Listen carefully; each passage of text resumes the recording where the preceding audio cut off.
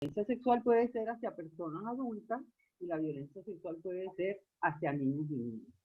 Y puede tener distintas manifestaciones que van desde, bueno, desde el piropo grosero, vulgar, ¿verdad? Que se hace con un contenido sexual, se hace para maltratarte.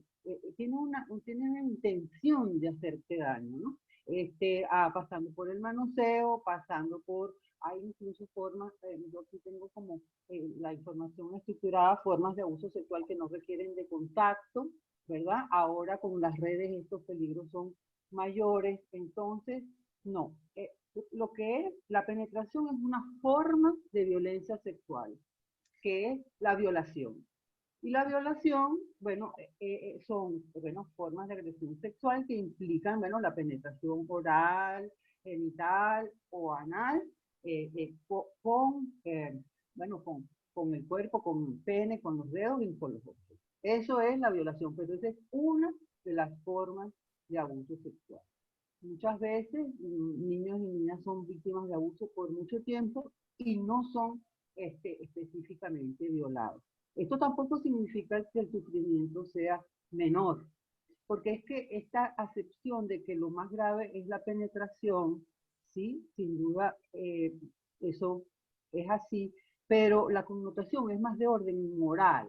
Es decir, cuando este delito se describía en el Código Penal, eso fue ya derogado, pero por mucho tiempo, y hasta hace poco tiempo fue así, la violación era considerado un delito contra la moral y las buenas costumbres, no un delito sexual, no un delito hacia las personas. Entonces, esta fuerza que tiene el tema de la violación está vinculada con esa creencia cultural de que entonces si eso te ocurre, eso es lo peor. Y que si eso te ocurre, es lo que más te va a traumatizar. También te puede traumatizar un toqueteo, te puede traumatizar una cosa que sea de otro tipo, y depende de muchas cosas, en qué contexto pasa, quién es el agresor, etcétera, etcétera.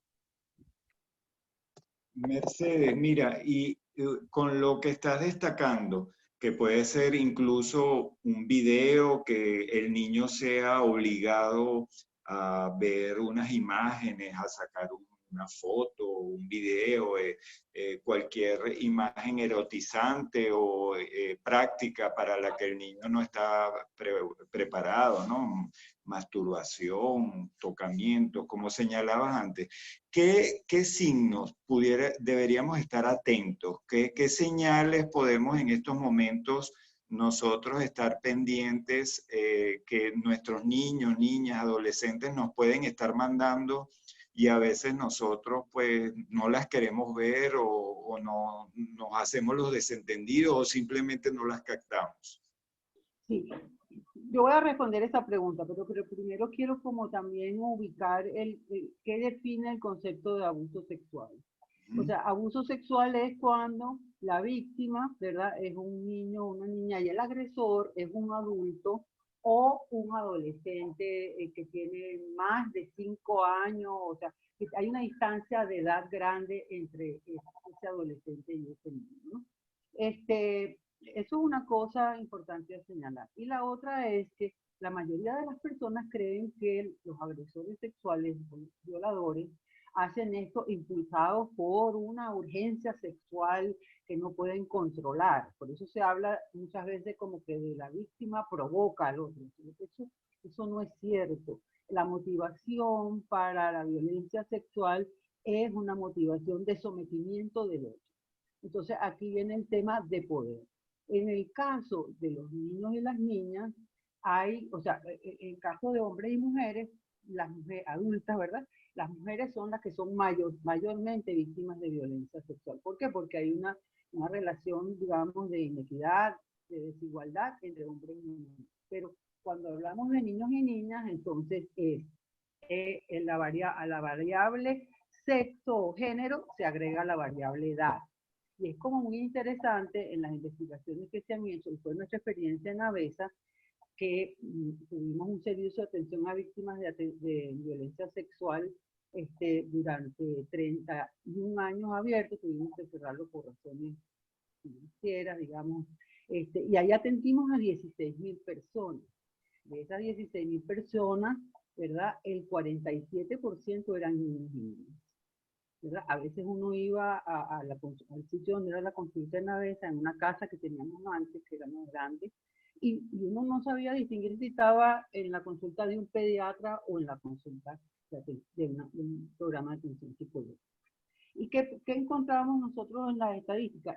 Y se corrobora con lo que cuentan otras organizaciones, que mientras más pequeños los niños, la diferencia de sexo, o sea, son en número igualmente abusados niños que niñas. En la medida que van creciendo, ¿verdad? Y los varones van siendo menos víctimas y las niñas se mantienen igual. Y ya en la adolescencia la diferencia es mayor. Y ya en la adulta es mayor. Entonces aquí hay dos variables que...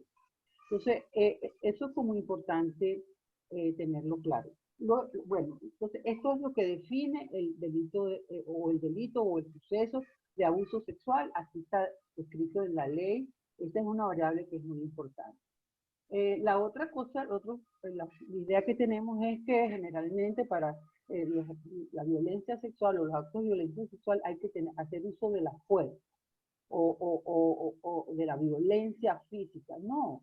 Y esto es muy importante con los niños porque una de las formas de abordaje del abuso hacia los niños es la manipulación, el engaño, la seducción, la amenaza. Y estas amenazas están muy relacionadas con la problematización del tema.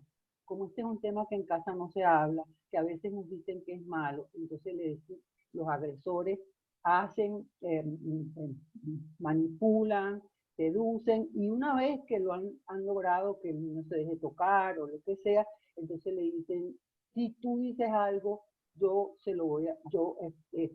mamá te va a castigar.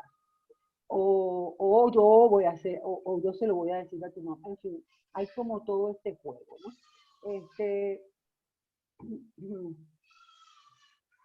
Pueden haber prácticas que sean con contacto y sin contacto. El exhibicionismo, es decir, por ejemplo, mostrar los genitales, el voyerismo, por ejemplo, poner a ver a los niños relaciones sexuales, entre otros, la exhibición de material pornográfico. Actualmente tenemos que estar muy atentos con los teléfonos y las redes sociales, porque entonces hay grupos organizados, criminales, que abordan a los niños, los seducen para que se dejen tomar fotos, etcétera. Y una vez que tienen el material, los chantajean y les piden encuentros y así ejecutan la violencia. O sea que es un problema bastante serio. Entonces aquí el tema está que también estadísticamente en la mayoría de los casos los victimarios son personas cercanas. O bien son familiares, y cuando estamos hablando de familiares estamos hablando de papás biológicos, de padrastros, de tíos, de abuelos, de hermanos mayores, o sea, eso es así. Y también extrafamiliar, pero en este extrafamiliar también a veces entran los vecinos, el padrino, o sea, también allegados. esta idea que teníamos antes de que la violencia sexual o el abuso sexual con niños es un extraño que te aborda en la calle y te secuestra, eso ocurre, pero es lo que menos ocurre. Lo que más ocurre es en este contexto. Y por eso, por ejemplo, es muy importante hablar con los niños de sexualidad, no para asustarlos, sino para hablarles de la parte positiva de la sexualidad y enseñarles que si ellos se sienten incómodos, hay que decírselo a mamá y papá o a alguien que los ayude. Y de mamá y papá también tiene que haber una actitud de apertura y no punitiva para que si alguna cosa ocurre, entonces sean con nosotros que hablan. Me hablabas entonces de cómo sabemos. Ojalá que lo sepamos porque nos lo dicen. Ojalá que lo sepamos porque a la primera sensación venga el niño y diga, mira mamá, mi tío me estaba hablando de una manera que a mí no me gusta y le creamos. Y no digamos, no, pero ese es tu tío. Eso ojalá. Pero a veces no ocurre por todas estas situaciones. Entonces, bueno, tenemos que estar atentos a cambios de conducta retraimiento, niños que, por ejemplo, han dejado ya de orinarse de noche y empiezan a orinar, que tienen pesadillas, o también puede ser un síntoma la hipersexuación, o sea, perdón, hipersexualización. Entonces empiezan a ver, digamos, muestras de hablar de ese tema con imágenes o información que no deberían tener, o se empiezan a tocar En los permanentemente juegos, por ejemplo, los ¿verdad? juegos, ¿sí? A veces en los casos que nosotros recibíamos, pues esto era a lo mejor una niña que empezaba a jugar con otra y en el juego decía alguna expresión y la maestra la oía. Y además esto puede ocurrir de un segundo a otro. Eh, eh, eh, Me viene ahorita a la memoria un caso que no lo olvido porque no me llegó por la vía de la consulta en Avesa, sino me llegó por la vía de la consulta de una persona amiga, a que no voy a nombrar ni a ella ni a su institución, pero ella tenía una institución educativa y atendía niños pequeños, y ocurrió que una de las maestras se llevó a su hijo adolescente en la tarde, bueno, porque el niño no tenía clase en la tarde y se lo llevó en la tarde para que estuviera con ella para después irse a su casa. En un momento que la mamá del niño, es decir, la maestra, bajó un momento a buscar una merienda para el grupo de clase en la cocina, en ese momento este muchachito, que era un adolescente, un puber, bueno, tuvo una manifestación de abuso sexual con una niña. Esa niña, afortunadamente, era una niña de 3 añitos, muy educada, muy bien educada en este aspecto, y en lo que la maestra llegó, se lo dijo. Siendo la maestra la mamá del niño, bueno, quién sabe, no sé qué pasó en el interín, pero finalmente el papá de la niña se enteró y bueno, fíjate, esto ocurrió. Entonces, no era para creerlo, no era fácil, o sea, pero estas cosas ocurren de esta manera y la manera de evitarlos no es prohibir, castigar y perseguir y controlar, porque no vamos a tener la posibilidad de hacerlo en todas las dimensiones del peligro. Para mí la manera más importante de prevenir es educar en sexualidad a los niños para que sepan distinguir de una vivencia de la sexualidad plena, placentera, vinculada con el consentimiento, con el amor y sus propias decisiones, y unas formas, manifestaciones de sexualidad que son donde ellos están siendo manipulados, engañados o chantajeados. Puede, Mercedes, para recordarle a las personas que se están incorporando, hay personas que han estado ingresando.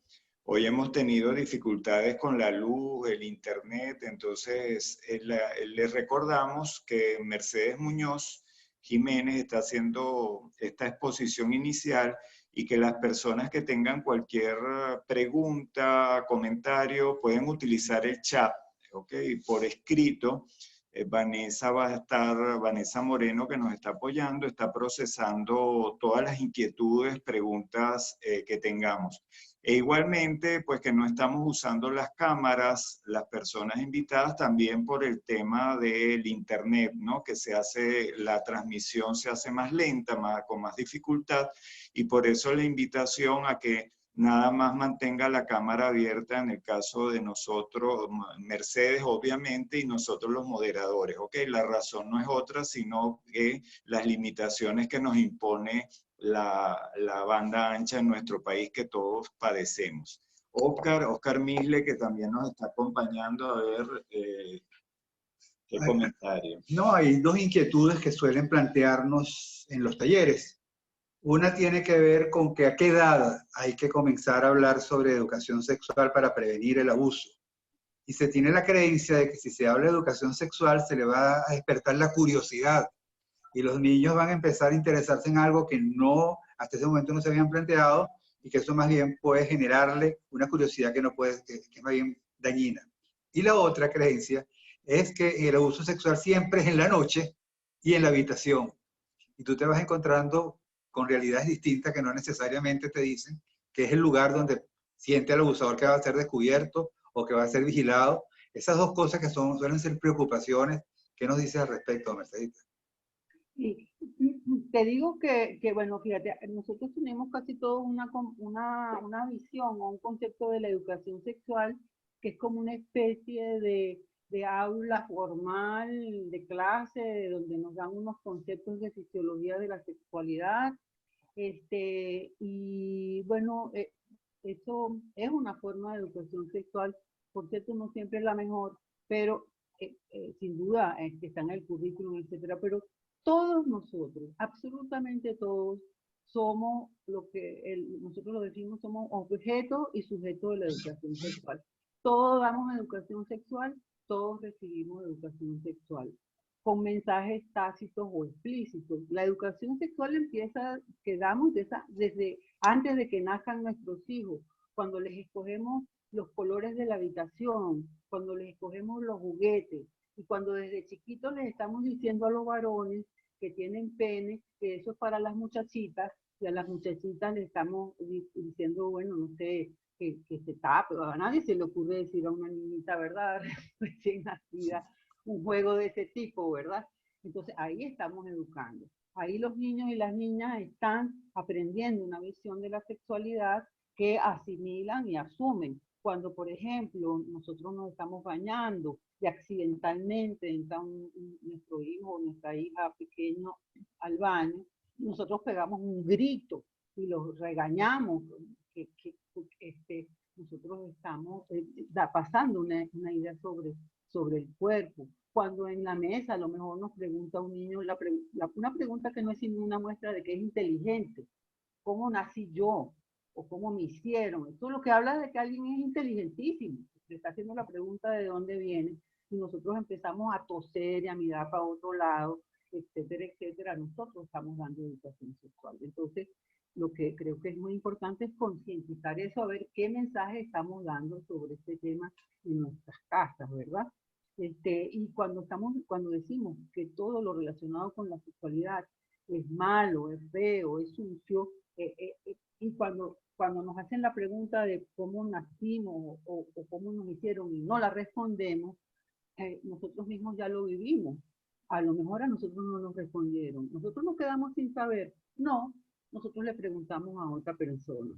¿A quién le vamos a preguntar? Al amiguito que sabe lo mismo que yo o a la computadora, que no hay sino que poner S y E. No has terminado de poner la X cuando ya se te abren 2000 pestañas con pornografía y mal material educativo. Y la tragedia que estamos viviendo en estos tiempos es que como padres y madres no hablan de sexualidad abiertamente con sus hijos y están problematizados con el tema, los niños se están educando con pornografía. Entonces, por eso digo, es muy importante, no nos vamos a salvar, no nos va a resolver la maestra, nada más, ni nos lo va a resolver la institución. Somos nosotros que tenemos que empezar a naturalizar el tema y hablar con los niños. Hablar de abuso, no, entonces cuando hablamos del tema, hablamos de ese como otro más. Y lo que tenemos pues es que advertirles a los niños que cosas que sientan que son incómodas en ese sentido, pues no deben venir a decírnoslas. E incluso si nosotros le damos pautas de, por ejemplo, ten cuidado con meterte con la pornografía, ten cuidado con tomarte fotos desnuda con el novio, no quedarse ahí nada más de decir, si tú cometes alguna vez ese horror y estás pasando un susto, me buscas primero a mí.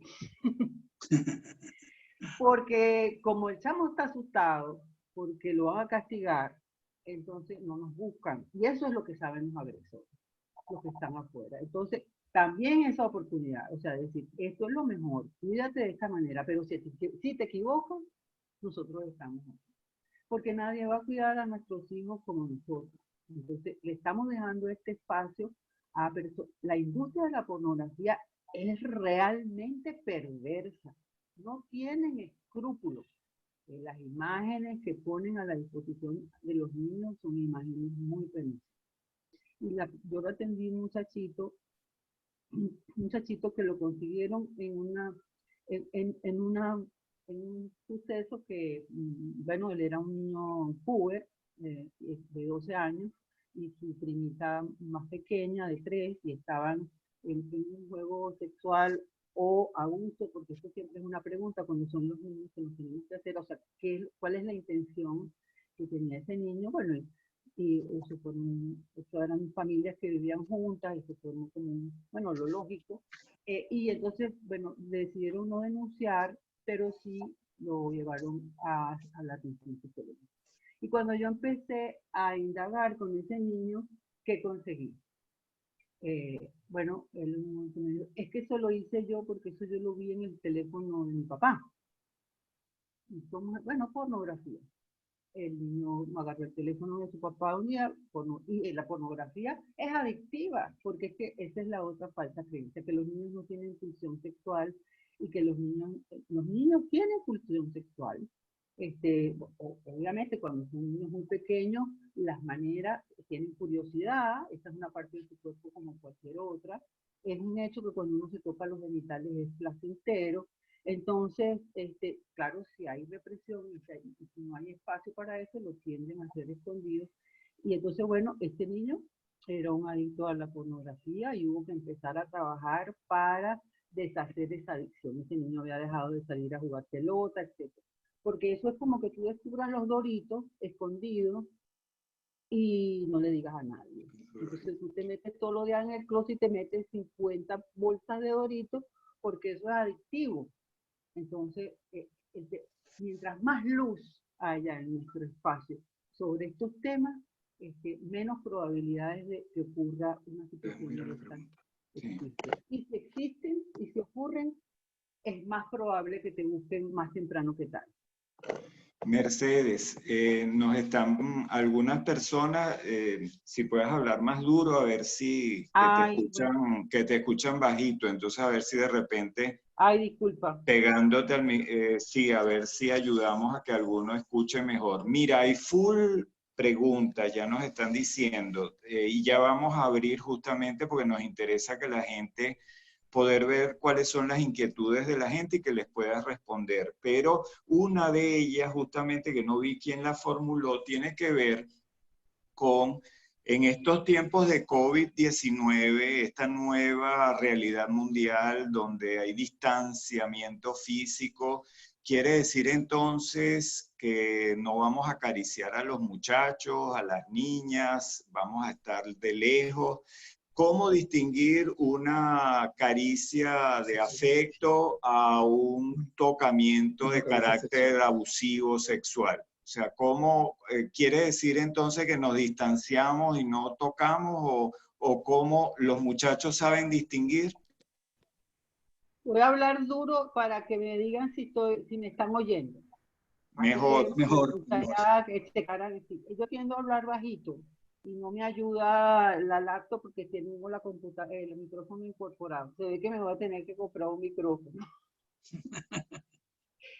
Ok, mira, lo primero es que, y nosotros lo sabemos por nuestra propia experiencia, uno sabe distinguir perfectamente un toque, un acercamiento corporal que tiene una intención amorosa a uno que nos incomoda.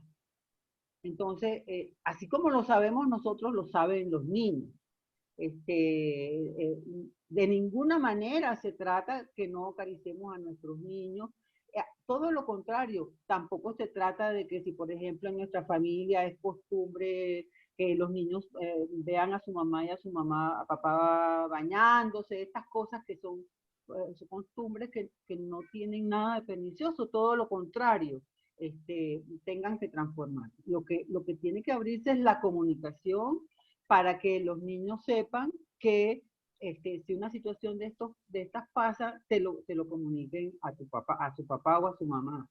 Me viene también el recuerdo es que esto es como con los médicos, cuando los médicos hablan de sus pacientes y sus pacientes no son familia, bueno, tienen como una relación con la pregunta, pero cuando la gente es cercana a uno, que le consulta a uno no se olvida de los casos, y esta es una amiga mía muy querida que me llamó un día muy asustada porque el tío de su hija, el esposo de su cuñada, en un momento, fíjate otra vez, dejaron a los niños, a los hijos de su hermana y a su hija, que era una niña de 6 años, con el tío en un apartamento que estaban viendo para comprar mientras bajaban, o sea, estaban como viendo apartamentos, bajaban un momento a hacer una diligencia, la hermana y ella, y bueno, estuvieron más o menos, ella calcula que serían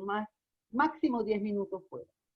En la noche, cuando ella llegó con su niña a su casa y la fue a bañar, ayudarla a bañar, cuando le fue a enjabonar cerca de sus genitales, a la niña le ardía. Y ella le preguntó, ¿y por qué te arde? Y ella le dijo, pero rastan pam pam. Bueno, es que mi tío me estaba tocando. ¿Ves? Si ese tema está, y esa amiga me decía, me siento culpable, no la cuidé, no tienes, lamentablemente no tenemos siempre la posibilidad de proteger a nuestros hijos todo el tiempo, pero ella sí la protegió y la gran protección fue que apenas su mamá le preguntó, ella lo dijo e inmediatamente se tomaron las medidas. Entonces, no se trata al contrario. Y no se trata de entonces quedarnos solo con la visión violenta y problematizada de la sexualidad. Se trata de enriquecer en nuestro contexto familiar la visión positiva, la visión de la sexualidad como un aspecto de la vida pleno, un aspecto de la vida de realización y un espacio donde se pueden preguntar y hablar todas las cosas relacionadas con el sexo y con todo lo demás. ¿Ahora me oyeron? Sí, sí. Mejor, sí. Mejor. Vamos entonces, Vanessa, para que nos diga algunas preguntas ya que tienes organizadas para que Mercedes vaya respondiendo.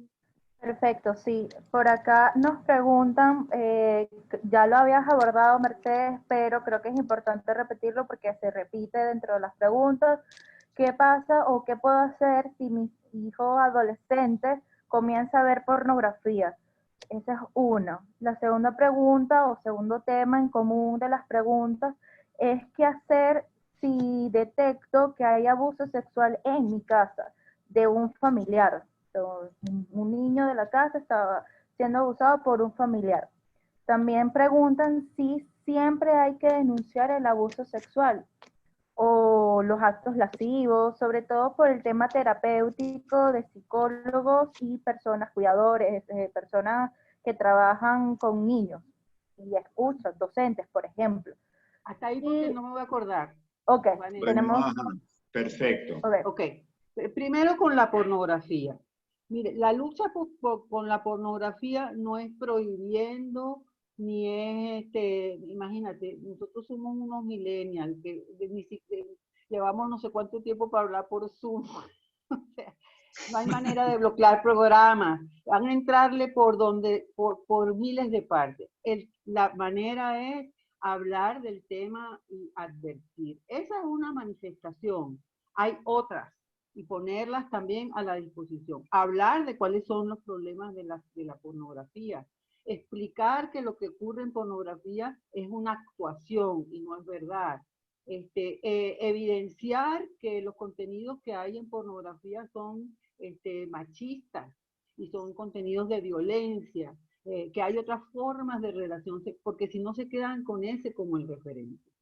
Incluso es un caso muy interesante de una directora de películas pornográficas de apellido Lutz, que ella es feminista, ella se llama ella feminista, pero ella trabaja como directora de películas pornográficas que, bueno, es muy conocida porque ella intenta, según ella dice, tener otro lenguaje. Digo, porque hay gente que dice que en realidad ella es lo mismo, pero en todo caso, ella es muy exitosa y ha hecho mucho dinero, y ella, la razón social en su trabajo social, en su empresa, es precisamente toda una propuesta para hablar con los niños de pornografía y evitar que la pornografía se convierta en una forma de educación sexual. Entonces, eso es lo que yo recomiendo. No porque lo van a seguir haciendo si tú castigas y persigues. Hay que creer en el sentido común de los adolescentes.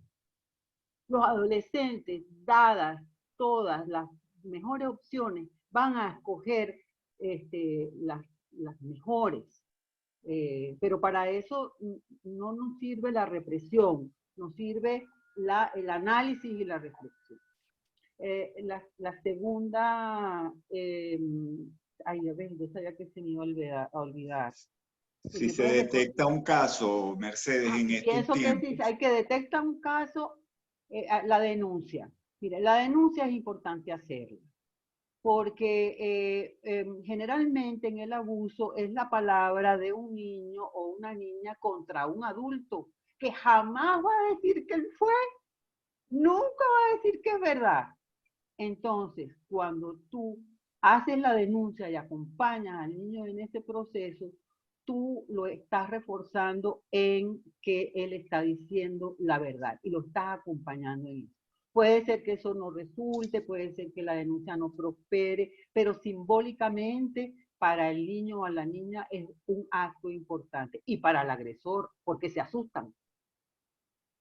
Porque si ya saben que están precisados y porque además los agresores tienden a hacer, o sea, esto empieza con manifestaciones pequeñas, digamos, pequeñas en ciertos tocamientos y esto va avanzando, esto es progresivo, ocurre en el tiempo a veces de manera sostenida y ocurre con varios.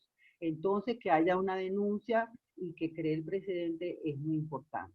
Mercedes, vi que Marisol de Macedo de Achoca señalaba y cómo hacer en estos tiempos de confinamiento, qué recomendaciones hay si se presenta un caso, cómo procesarlo en estos tiempos con las limitaciones que hay. Y en esa misma línea, Mercedes, hay unas preguntas relacionadas como cómo detectar que es real cuando un niño te dice que es abusado y que no es una cosa, un invento. Sí, que los niños inventan ser abusados es un invento de los adultos. Los niños, muy difícil que inventen una cosa como esa. Los niños no dicen mentiras para meterse en problemas. Los niños, nosotros partimos en Avesa siempre de que le creemos a las víctimas. Siempre. Claro, hay que investigar, pero eso no nos toca a nosotros si es en términos de la denuncia. Pero hay que creerle a los niños, porque uno de los mecanismos que funcionan los adultos en relación al abuso es que cuando la persona es muy cercana a uno, es muy difícil de tolerar y de procesar esa información. Claro. Entonces hay un mecanismo psicológico que se llama negación, y es un mecanismo psicológico. Lo estamos viendo, lo estamos sintiendo, lo estamos presintiendo, pero no quisiéramos que fuera verdad. Entonces, a veces nos agarramos de eso. Entonces, con eso hay que tener mucho cuidado. A los niños hay que creerles, hay que investigar y hay que denunciar, porque eso es lo que le da y a veces se va a formar un mogollón, como dicen los españoles, inmenso. Y el agresor, que a lo mejor es mi cuñado, o a lo mejor es mi hermano, o a lo mejor es mi papá, va a decir que cómo es posible y la familia se va a dividir. Estas son cosas que pasan, pero aquí lo que más importante para la salud del niño es que él, que es el que está hablando, sea escuchado y sea atendido. Entonces yo creo que este es un mito de que los niños inventan estas cosas. Los niños cuando hablan de que están sintiendo una incomodidad o que están siendo abusados, lo más probable es que estén diciendo la verdad. Sí. Y en estos Mercedes, tiempos, Mercedes. ¿Qué hacer? Bueno, normalmente cuando hay situaciones de abuso, son los consejos de protección los que legalmente pueden recibir la denuncia y el Ministerio Público. Desconozco en este momento cómo está funcionando eso. Esa se las debo, la voy a investigar porque en realidad no lo sé. Pero bueno, en su defecto la policía, porque a las mujeres, que este es otro tema que también estamos tratando en el contexto de la cuarentena, pero pero lo que decidimos nosotras decir para las mujeres víctimas de violencia es que llamen a la policía y que la policía vaya y en primera instancia, porque los policías pueden tomar estas denuncias, lo que pasa es que lo van a tomar y te van a remitir inmediatamente al Consejo de Derechos o al Ministerio Público. Pero es que la denuncia, tenemos que movernos un poco de por qué hacemos la denuncia y no quedarnos nada más en el tema de castigar al victimario y que lo vamos a... Aquí hay un tema simbólico de derechos humanos, o sea, tú cometes una falta y tú debes ser, digamos, denunciado y sancionado para que eso simbólicamente tenga el peso que tiene. A que no prospere la denuncia, que aquí nada funciona, que yo fui y tuve que hacer una cola, también, es verdad. Y los casos que prosperan, prosperan porque la gente es permanente, es acuciosa, es atenta a eso. Pero en términos del niño, que una vez que él dice esto, su papá y su mamá enfrentan, buscan, llaman a la policía y bueno, ocurre algo, es una diferencia entre no hablamos más de esto y vamos a hacernos los locos. Sí. Eso se lo puedo decir con toda la seguridad del mundo.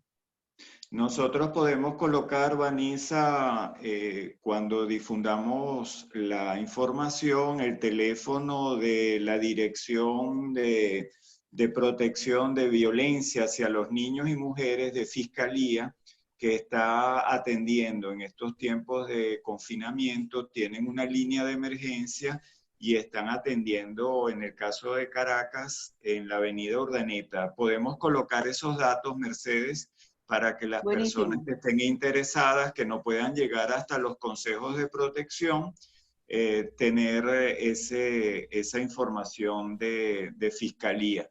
Vanessa, ¿tienes otro pool de preguntas?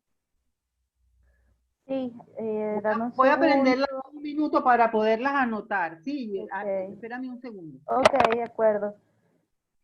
Yo vi por acá, por ejemplo, que preguntan si las mujeres, si siempre son hombres los abusadores. Vi una que dice si las mujeres no hay mujeres abusadoras.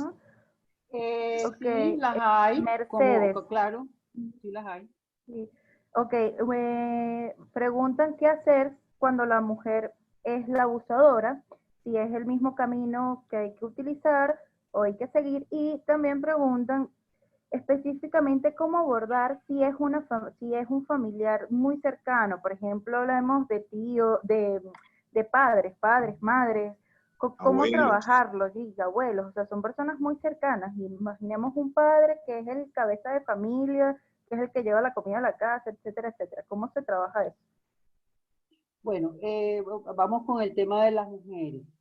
Sí, las mujeres pueden ser abusadoras sexuales, pero bueno, estadísticamente el porcentaje es bastante menor, porque es que eso es un tema muy relacionado con el machismo, y bueno, y con todo ese asunto. Es decir, ahorita estoy viendo yo una serie que son 3 documentales en Netflix de las reinas de Inglaterra, que no eran reinas por ser esposa del rey, sino por derecho propio.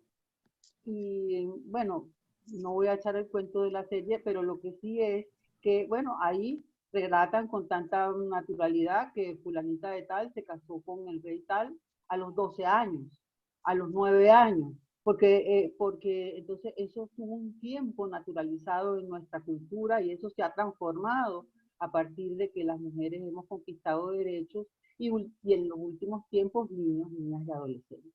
Entonces, bueno, eso está en el inconsciente colectivo, digamos.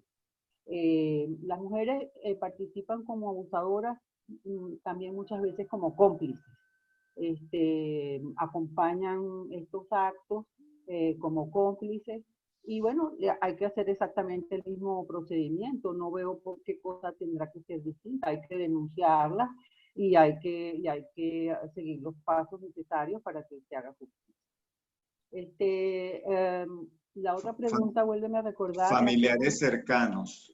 Bueno, yo tengo que decir que eso siempre es una catástrofe cuando esto pasa. Es decir, a veces, insisto, son el abuelo, el papá, el hermano mayor, y cuando eso se descubre, obviamente eso es un conflicto. Bueno, como se hace con los conflictos, enfrentándolos. No hay otra vía. No hay manera de pasar por eso sin lo que genera de dolor y de sorpresa. Pero yo pienso, aquí yo tenía las fases del abuso. Primero, para que veamos un poco, o sea, cosas que ya he dicho, pero ahora como en un orden. Primero, saber que es progresivo. Entonces esto empieza con o con palabras, o que se empieza a decir, ¿verdad? Entonces, si no pasa nada, yo voy avanzando, ¿verdad? Y la manera que no pase nada es que el niño o la niña esté asustado. O que la manera que no pase nada es que, bueno, los niños y las niñas, como ya lo dijimos, tienen pulsión sexual y puede que estén disfrutando de esa situación sin saber la connotación moral y la connotación cultural que esto tiene. Nosotros cuando teníamos el servicio de atención, teníamos unas categorías para clasificar a nuestros pacientes. Unos eran niños y niñas víctimas de abuso, que ese era el 47%, pero teníamos una que llamábamos secuelas del abuso, que eran adultos, mujeres y hombres, generalmente muchas más mujeres, que iban a consulta años después, siendo adultas y después de muchos años, a trabajar este suceso de abuso que había ocurrido en su infancia. Y algunas de ellas, pues, comentaban, o sea, en su relato decían, bueno, es que ese era mi abuelo. Y bueno, mientras me estaba tocando, mientras me estaba contando cuentos, me estaba tocando y yo, bueno, lo estaba disfrutando. Es después, en muchos casos, entonces en estos casos es después cuando ya hay cierta madurez, que tú te das, que es como una cosa que ahí es donde se genera el conflicto. Entonces, esto también puede pasar. Primero la fase de seducción, que ya dije cómo puede ser, siempre es de alguien de posición de poder, ¿verdad? La manipulación también puede ser como esto, el juego, la diversión, vamos a jugar a esto, etcétera, etcétera. Y puede ser a la amenaza o la fuerza, si no te dejas, voy a hacerle daño a tu mamá, en fin, cuando son hogares violentos. Y ahí viene una fase que se llama del secreto, o sea, el gran problema con el abuso es justamente el secreto. ¿Y por qué secreto? Porque el tema está bueno en la familia. ¿Y por qué? Porque estoy pensando en eso. Si yo digo que es mi abuelo, nadie me va... Y además mi abuelo muy probablemente, o mi tío, o que me esté diciendo, si tú lo dices, nadie te va a creer. Esto es una cosa muy frecuente en la consulta, en los testimonios de los niños. ¿Por qué no dijiste? Porque él decía que me iban a castigar y además nadie me iba a creer. Y algunos lo hacen y no les creen. Entonces, por eso insisto en que hay que creer. Y cuando esto pasa, entonces viene lo que estoy llamando la fase del descubrimiento. O sea, ¿cómo es esto posible? Este es mi hermano, este es mi papá, este es mi compadre o mi comadre. Vamos a hablar de la licencia de incluir también. Y entonces, bueno, ahí hay que trabajar justamente con este tema, porque el peligro con el tema de la negación es que entonces dejemos instalada la situación del abuso y no tomemos las medidas del caso. Entonces, no hay una receta para... ¿Qué sugiero yo? Buscar ayuda psicológica cuando el caso está ocurriendo, no solo para niños, sino para los adultos que también están seguramente muy afectados, y no quedarse nada más con el tema de la denuncia y poner preso al agresor, sino de proteger a la víctima. Hay que mover el foco en este tema más hacia proteger a las víctimas, que son los niños, niñas y adolescentes. El tema de ojo por ojo, diente por diente, está bien, pero es secundario. Lo principal es proteger a los niños y niñas y adolescentes. Por eso, por ejemplo, cuando digo pongan la denuncia, bueno, es probable que esa denuncia no prospere, pero que esa familia mía me haya acompañado y haya hecho lo que se hace cuando las personas cometen faltas, eso simbólicamente para mí, psicológicamente, es un refuerzo muy importante. Varias de las preguntas, Mercedes, que seguro Vanessa tiene organizadas, pero que he visto que han ido saliendo, tienen que ver justamente con la terapia, cómo se ayuda a las víctimas. Psicológicamente he visto varias preguntas diciendo cómo se abordan, cuáles son los resultados, vale la pena. Absolutamente. Tú que tienes toda la vida trabajando en ese tema, Sí, ¿hay esperanza con esos niños, con esas absoluta, adolescentes? total. A ver, aquí hay un tema, qué bueno que lo preguntas porque me da para hablar algo muy importante. En todos los temas de violencia de género y violencia sexual ocurre socialmente una cosa que nosotros hemos denominado la culpabilización de la víctima. ¿Ves? O sea, ¿qué hiciste tú para que te pasara eso? ¿No? Y Que es lo lo que tendemos a buscaste. hacer. La ley está montada sobre eso. Tú vas a denunciar un asalto y a ti no te están diciendo, mire, pruébeme si le dieron los golpes, ¿dónde están los golpes que le dieron? No, no, no, tú, a ti te toman la denuncia, ¿verdad? Aquí no, aquí cuando tú denuncias tienes que tener una cosa que llaman la carga de la prueba, porque se parte de un principio que es un principio que viene del machismo y del patriarcado, me van a perdonar, pero, pero de ahí viene que las víctimas están mintiendo, entonces las víctimas tienen que probar que están diciendo la verdad. Y también lo otro que está bueno, ¿por qué te pasó esto? Por ejemplo, que tú andabas con una minifalda y quién te mandó a haber salido de noche. Y yo te dije que no te tomaras esas fotos desnudas para el novio. Y pues, entonces, claro, como tú, entonces, ¿qué pasa? La primera que se siente culpable es la propia víctima. Ese es el primer sentimiento que embarga a las víctimas. Entonces, cuando tú les dices esto, tú no eres culpable de lo que te ha pasado. Esto es un accidente de tu vida, pero tú no eres responsable de esa situación. El único responsable 100% de esa situación es el agresor. Porque no hay excusa para violentar sexualmente a alguien. Tú puedes tener un atenuante para matar a alguien en defensa propia, por ejemplo. O tú puedes tener un atenuante para hurtar algo, bueno, porque si tú tienes a tu mamá que se está muriendo, ¿verdad? Y tú necesitas una medicina y tú no consigues quién, bueno, tú a lo mejor esa es una alternativa que consigues. Entonces, si tú vas preso, tú vas a tener atenuantes para estas cosas, porque hay una explicación que puede permitir entender por qué tú hiciste una cosa como esa. Pero la violencia sexual tiene el estricto objetivo de otro. ¿Qué puede explicar que alguien someta sexualmente a otro? Entonces, cuando las víctimas oyen eso y además son creídas y atendidas, bueno, ya está la mitad de la tarea hecha. Este, cuando a ti te pasa una catástrofe, ¿verdad? Y tú no sientes que eso es una responsabilidad tuya, ¿verdad? Que fue tú que hiciste algo mal, bueno, ya lo único que tú tienes que trabajar es, bueno, cómo ocurrió esto, cómo manejo este dolor, cómo lidio con estos síntomas, que a lo mejor tengo pesadillas, que a lo mejor... Entonces ahí, por ejemplo, nosotros hacemos recomendaciones a los familiares, no le estarle preguntando cada rato qué pasó, volver a pasar por... Esto hay que creer y acompañar, más nada. Perfecto. Mira, hay una pregunta, Mercedes, que se reitera, que es, ¿debo estar preocupado porque mi niño o el niño se masturba permanentemente? Porque puede ser un indicio de que fue abusado sexualmente, la masturbación recurrente. Es una pregunta. Y la otra inquietud tiene que ver con los varones abusados sexualmente, que generalmente no se denuncia por temor a que se ponga en duda la orientación sexual del varón si fue abusado sexualmente por un hombre.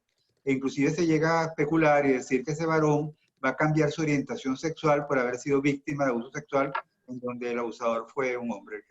Entonces, esas creencias que se tienen, entonces si la masturbación recurrente de un niño puede ser indicio de que está siendo abusado, fue abusado, y después el varón que se guarda, no se denuncia por miedo a que se dude de su orientación sexual o que pueda cambiar su orientación sexual por un abuso sexual por parte de un varón. Muy importante las dos preguntas. Mira, fíjate, lo primero es lo siguiente, en relación a la masturbación. Aquí voy a hablar primero de la masturbación. Es decir, la gente La masturbación fue estigmatizada por mucho tiempo, ha sido estigmatizada por mucho tiempo. En los últimos tiempos, no mucho, no hace tanto, a mediados del siglo pasado, se empezó a hablar de que la masturbación era una práctica normal y que hasta era saludable, concepto que yo comparto. La masturbación es una forma de conocer nuestro cuerpo, de conocer nuestra función sexual, y tiene efectos positivos para la gente. Pero como estamos problematizados con el tema, bueno, la estigmatizamos. Esto de si se masturba mucho hay que contextualizarlo, porque como todas las cosas en la vida, hay momentos de momentos. Es decir, vamos a poner otro ejemplo, pues, con las relaciones sexuales. ¿Cuál es la frecuencia ideal de relaciones sexuales? Bueno, eso no se sabe. Probablemente si usted se acaba de casar y se fue de luna de miel, bueno, tenga relaciones sexuales 2 o 3 veces diarias, bueno, porque está en una situación que es particular. A lo mejor ese ritmo no lo va a sostener toda la vida. Entonces esto depende. La masturbación en la adolescencia es una actividad normal. Los muchachos varones allí consiguen, sobre todo, aunque ahora también las hembras están entrando en eso, y a mí me parece que eso es interesante que lo hagan porque conozcan su cuerpo, etcétera. Bueno, probablemente haya mucha frecuencia en esa edad. Entonces, lo que hay que hacer es respetarlo, no estarle tocando la puerta, ¿verdad? Mira, ¿qué estás haciendo? Y hacerle chistes y cosas de ese tipo, porque eso es un proceso normal de la vida. Y no lo van a dejar de hacer porque nosotros hagamos estas cosas. Si el tema está naturalizado, insisto, como los otros, como los otros temas de los que he hablado, entonces tendrá su propio ritmo. También con el tiempo ya esa práctica, en algunos casos incluso desaparece ya en la edad. Entonces hay que ver en qué contexto y cómo, ¿no? Cada vez que uno ve a un niño que se está, los niños pequeños se tocan los genitales así como se tocan la nariz, como se tocan la oreja, como se tocan los pies, ¿verdad? Entonces, bueno, tener un poco como un sentido común que tenemos con otras cosas, normal, o sea, y la masturbación cuando es muy frecuente, entonces, porque viene, pero, y esto le gusta mucho a la gente que quiere aparentar liberal, y dice, bueno, la masturbación está muy bien, pero todo depende de si se hace muy frecuente. Insisto, cuál es el punto de la frecuencia. Ahora, pongamos que es compulsiva. Bueno, el tema no es la masturbación en sí misma. O sea, si hay un niño, un adolescente que lo único que le interesa es masturbarse, la pregunta que nos tenemos que hacer es no si es hiperversivo, sino por Estamos qué, perdiendo el sonido, Mercedes. Si que lo puedes sí, repetir. A ver que si si nos puedes repetir lo último.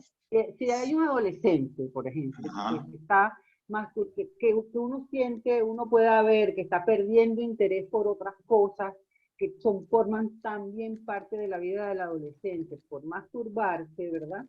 Eh, que eso puede ocurrir, aunque es menos frecuente de lo que realmente se cree, porque es que estamos problematizados con el tema y nos asustamos. Pero vamos a poner que ese es el caso. La pregunta que hay que hacerse no es, o sea, ahí la masturbación es un síntoma. ¿Qué está pasando con este adolescente? Que lo único que le genera interés es la masturbación. Tan síntoma como el adolescente que lo único que hace es comer. O Exacto. tan síntoma como el adolescente que pasa todo el día nada más viendo televisión. O tan síntoma como el muchacho que nada más pasa todo el día a computadora. ¿Qué está pasando con este niño o esta niña que no está yendo a casa de sus Así es. amiguitos? Eso no hay que ponerlo en un El varón que renglón se aparte. ¿Sí? Mm. Bueno, igual como el tema de la mm, masculinidad y la homofobia es un tema tan incorporado a nuestro discurso en el tema de educación sexual, entonces hay una cantidad de falsas creencias que circulan sobre este tema. No es verdad que alguien por haber tenido una experiencia de violación por parte de un hombre siendo un varón o de otra forma de abuso, tú vas a desencadenar un homosexual. Eso no tiene ninguna lógica. O sea, las personas son homosexuales por razones muy distintas a eso y muy probablemente no van a decidir su orientación sexual, que por cierto no se decide conscientemente a partir de un hecho traumático. Tampoco es cierto que las personas que han sido víctimas de violación se van a convertir en violadores, como una regla de tres. Estas cosas forman parte mucho de, ¿sabes?, de las falsas creencias, del secretismo que hay alrededor del tema. Entonces son cosas que hasta a veces ni tienen lógica. No es así. Los varones a veces no hablan de estas situaciones y en ese sentido también, entonces, en la educación sexual que le ofrecemos a nuestros hijos, tenemos que dejar de ser homofóbicos, porque puede ser que mi hijo varón también sea víctima de abuso y que el agresor sea un hombre, y como tiene miedo de que le digan que es homosexual o lo castiguen, no lo diga. Entonces, si ese tema en mi casa es naturalizado, entonces yo no voy a estar con ese rollo si soy varón. Mercedes, mira, hay una cantidad de preguntas que nos hacen ver justamente la inquietud y todas las preguntas que surgen cuando se habla de estos temas, ¿no? Se puede decir que hay abuso cuando una pareja vive en una habitación y duermen los tres en una misma cama, y la pareja espera que la niña o el niño se duerman para mantener relaciones sexuales en la cama. No se puede hablar solamente de abuso si tú explícitamente tienes relaciones sexuales delante de los niños para que te vean. Nosotros vivimos en un país donde hay mucha gente que no tiene dinero con qué financiarse una vivienda además de una habitación, y se las arreglan como pueden para tener vida sexual, porque la vida sexual es parte también de la vida de la gente y tiene muchísimos aspectos positivos, y la gente se quiere querer y quiere tener relaciones sexuales aunque tenga a su niño durmiendo cerca. Quizás la recomendación de utilizar una cortina, cosas de esas, pues, pero eso no denota una intención de abuso. El abuso es intencional. La gente, o sea, el abuso es con la intención de hacer daño. Eso hay que tenerlo claro. O sea, o de fijar tu supremacía de poder. Y bueno, y ese es un rollo que tenemos en esta sociedad. Sí, perfecto. Vanessa, ¿tienes una última pregunta? Sí, hay muchas preguntas, pero ya estamos llegando al final de nuestro conversatorio. Por aquí justo llega una última, dice Mercedes, ¿cómo se aborda un padre o madre que se niega a creer en su hijo? Esto ya lo habíamos conversado antes. Van a poder ubicar este conversatorio en YouTube en un par de horas. Mercedes, una pregunta mía. ¿Cuál es el rol que deben cumplir los medios de comunicación para ayudar en la prevención de este delito? ¿Está bien publicar casos de detenciones de abusadores? ¿Está bien publicar los nombres, si son padres, los abusadores? ¿Cómo manejar esa situación? Los abusadores son delincuentes porque eso es un delito. Entonces están tan protegidos como, o sea, yo pienso que si la gente es delincuente y no sé realmente qué se estima en términos de sus derechos para decir sus nombres, pero si están siendo acusados de ese delito, y a otras personas que son acusados de otros delitos le publican los nombres, no veo por qué no. Los medios de comunicación tienen mucho que hacer en términos de transformar esa visión problematizada de la sexualidad, en términos de perpetuar el tabú de la sexualidad, en términos de no seguir alimentando la hipersexualización de las niñas, solo en función de, como si la única función de las niñas en la vida sea ser bonitas y tener medidas 60, 90, según Venezuela. Las niñas también quieren ser científicas, astronautas, choferas de autobús, barrenderas, matemáticas. Entonces, en ese sentido es mucho lo que tienen que hacer los medios. Y en la perspectiva de acabar con el amarillismo, que es una de las cosas que más daño hacen este tema, y en el sentido de promover una cultura de derechos humanos en el tema de la sexualidad, porque la sexualidad, como está problematizada, se ha convertido en ese mercado negro de personas sin ningún escrúpulo que se están haciendo multimillonarias con la problematización del tema. De este tema hay que hablar, y hay que hablar abiertamente y todos los días y a toda hora. Y cuando no hablamos también cómo dividimos las tareas en nuestras casas domésticas, cómo nos comportamos con nuestras parejas, qué comentarios hacemos cuando las mujeres bonitas pasan al lado de nosotros, en fin.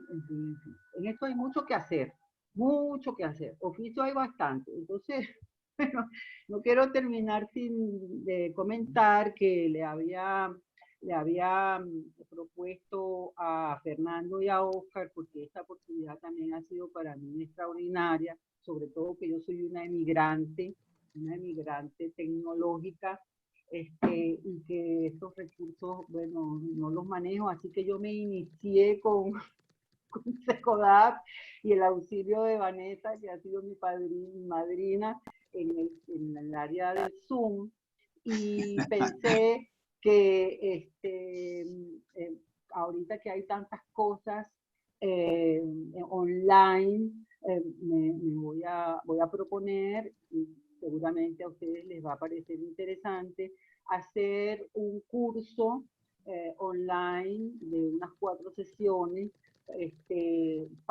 con el tema cómo abordar o cómo hablar con nuestros hijos pequeños de sexualidad.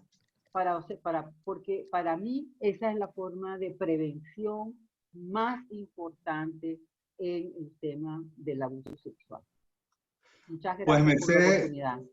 Mercedes, tengo que decirte que el reconocimiento a tu exposición, a tus reflexiones, maravilloso, excelente, me encantó, pero hay un clamor que hay que repetirlo. Hay que hacer una segunda parte, sí, una segunda parte. Con mucho gusto. Porque queda el tema de los niños abusados sexualmente porque tienen alguna condición particular, necesidades especiales. Sí, está el tema, muchas cosas. Sí. Entonces está el tema de cómo hacer cuando la persona es adulta y borra y tiene mecanismos de defensa en relación al abuso. Hay mucha preocupación si la persona adulta confiesa que fue abusada sexualmente, cómo reaccionar para no generar desencanto o estigma frente a su condición. Nos queda todo eso en el tintero. O sea que este estreno con Zoom nos abrió la puerta para otro, porque de verdad que ha sido muy interesante la reacción de la gente que nos sigue, de los amigos que nos siguen. Sí, Mercedes, bueno, los comentarios son muchísimos, las preguntas, como dice Oscar, que nos quedan pendientes también. Muchas de ellas tienen que ver con el tema de educación sexual, cómo hablar con los niños, cuándo comenzar. Creo que tu ofrecimiento a dar respuesta en buena parte a muchos de los participantes que tienen como todas esas inquietudes con el tema de cómo abordarlo con los niños, cómo hablarlo. Como tú dices, la clave es hablar de este tema, pero por toda nuestra historia, pues no sabemos cómo, el tabú. Hay varias compañeras, Yanixa desde Maracaibo y otras tantas que también nos informan que hay teléfonos de guardia en el Consejo de Protección allá, en el Ministerio Público, la Asociación Afecto de Maracaibo. Entonces, igualmente complacidos de que en el interior, en distintas regiones, también hay organizaciones y órganos que están trabajando al respecto, porque si algo nos queda claro es que definitivamente es un tema del que hay que hablar, que la ley del silencio justamente... Es la perpetuadora. Es la perpetuadora, cómplice, y esa es justamente lo que tenemos que atrevernos. Rompamos el silencio. Recuerdo que era una de las publicaciones que hicimos hace años en Secodap, y nosotros no aguantamos 2 pedidas, y cuando Mercedes dijo que ahora que está de millennial, pues que quería hacer esas 4 sesiones de educación sexual, igual nos ofrecimos pues apoyar, acompañarla. Pronto estaremos anunciando la convocatoria para esa iniciativa, Vanessa les ha estado diciendo que en YouTube también muchos están preguntando, esto se va a colgar en YouTube la grabación del evento para varios que han preguntado que están interesados. Por allí buscan Derechamos, Ecodap. Vanessa seguro nos va a enviar también a los correos electrónicos la información. Y por las redes sociales, tanto de ABESA está en el Twitter, en el Instagram, en el Facebook, como las de SECODAP, también vamos a estar colocando los links de esta conversación y de las futuras actividades. Nosotros muy complacidos de que ustedes hayan aceptado esta invitación, que en un momento nos preguntábamos, a veces la gente no quiere hablar de temas duros porque como que ya tenemos bastantes preocupaciones, ¿no? Y hay gente que nos dice que prefiere hablar de temas más ligeros, pero nos parece, coincidimos con Mercedes, que este es un tema suficientemente importante del que tenemos que hablar, porque no hablar de él tiene consecuencias importantes en la vida de los niños, de las niñas y de toda la familia. Yo me quedaría con algo que me pusiste a pensar, Mercedes, ya lo había escuchado antes, pero lo retomaste otra vez, y es que educación sexual estamos dando permanentemente, en la casa, en la calle, a través de la televisión, en todos los lugares. O sea, no es que no hay educación sexual, lo que tenemos es que definir cómo orientamos esa educación sexual que ya están recibiendo por toda la información que se transmite a través de los diferentes medios. La pornografía también da educación sexual. Porque con eso se aprende, ¿ve? O sea, hay mala educación sexual, buena educación sexual, y si no la definimos, otro se nos adelanta. Así. Bueno, y recuerden, todos hablar con nuestros niños, hablar con nuestras niñas, la mejor forma de prevenir es la comunicación, tal como Mercedes nos ha planteado, y no dejemos de dar los abrazos y de expresarle el cariño a nuestros niños y niñas, que si se sienten seguros y con capacidad y autoestima, van a tener los anticuerpos sociales para defenderse de las agresiones y buscar apoyo cuando lo necesitan. Los queremos mucho. Vanessa, que nos ha acompañado, gracias, que ha sido la moderadora, que hizo posible que tuviésemos esta reunión. Muchas gracias por el apoyo y por recoger todas las inquietudes de todos. Los queremos. Muchas gracias también de mi parte, ha sido realmente muy enriquecedor, muy interesante para mí también. Y bueno, podemos perfectamente también hacer una segunda parte. Me parece que el tema de la cuarentena es un momento de riesgo, más bien. No es un tiempo para evadir, sino para estar mosca.